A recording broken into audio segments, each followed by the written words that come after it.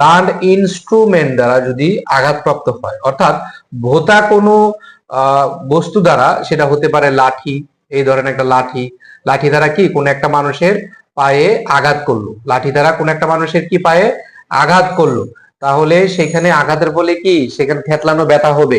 সে ব্যথার কারণে আমরা সেখানে কি আর্নিকা মেডিসিন ইউজ করতে পারবো। বা ধরেন আমরা কোনো একটা জায়গা থেকে পড়ে গেলাম, হ্যাঁ, আমি একটা সিঁড়ি থেকে কি এরকম কি পড়ে গেলাম, আমার পা কি এখান থেকে কি পড়ে গেছে, আমি সিঁড়ি থেকে পড়ে গেছি এবং আমার মাথায় আঘাত লাগছে, মাথায় আঘাত লাগার কারণে মাথাটা কি ফুলে গেছে, নীলচে হয়ে গেছে, থেতলানো ব্যথা করতেছে, তাকে জিজ্ঞাসা করলে সে বলে ভালো আছে, কিন্তু সে ডাক্তার দেখাতে চায় না, কাউকে ধরতে দিতে চায় না, এতটাই স্পর্শকাতর।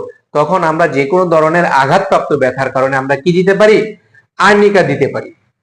এবং অনেকের ক্ষেত্রে অনেক বাচ্চারা যখন মাথার মধ্যে আঘাতের কারণে মাথায় পানি জমতে আরম্ভ করে, হ্যাঁ, মেনিনজাইটিস পর্যায়ে চলে যায়, মাথায় পানি জমতে আরম্ভ করে, তখন আমরা এই আর্নিকা দিয়ে কি সেটা পূরণ করতে পারবো।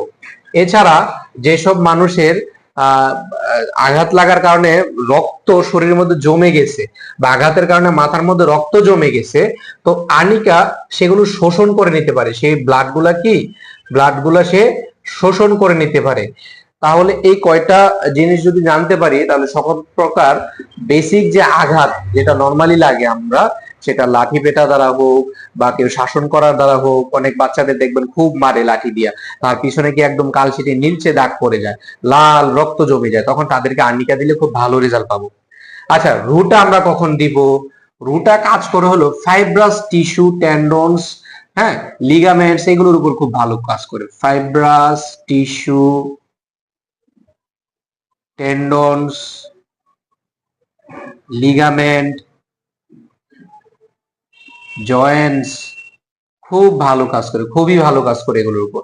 তাহলে যখন আমাদের অস্থির, অর্থাৎ আমাদের হাড় কি, ধরেন এটা আমাদের একটা পায়ের হাড়, ঠিক আছে, এটা একটা আমাদের পায়ের হাড়, এই হাড়ের যে আবরণী রয়েছে, আবরণী, হ্যাঁ, বাহিরে যে আবরণী রয়েছে সেটাকে বলে কি একটা পেরিওস্টিয়াম বা একটা পেরিওস্টেরিয়াম দ্বারা, আবরণী দ্বারা কি ঢাকা থাকে এই হাড়টা।